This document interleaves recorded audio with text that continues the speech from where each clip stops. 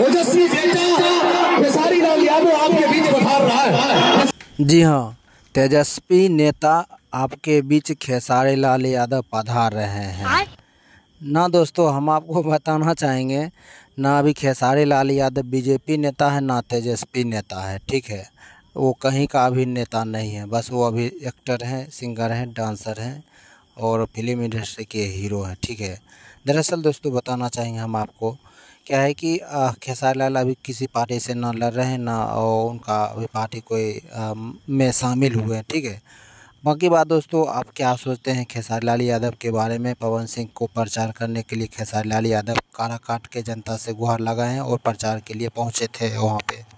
यानी कि दोस्तों हम आपको बताना चाहेंगे, पावर स्टार पवन सिंह को सांसद के रूप में देखना चाहते हैं तो आप इस वीडियो को शेयर कीजिए। एक बात और दोस्तों हम आपको बताना चाहेंगे, क्या है कि छोटे बड़े कलाकार मनी मिराज जैसे, बहुत गुंजन सिंह जैसे कलाकार पावर स्टार पवन सिंह को सहयोग कर रहे हैं, क्या कहता है, चुनाव प्रचार में शामिल हो रहे हैं। दोस्तों इस वीडियो को आप शेयर करके समर्थन कीजिए। धन्यवाद।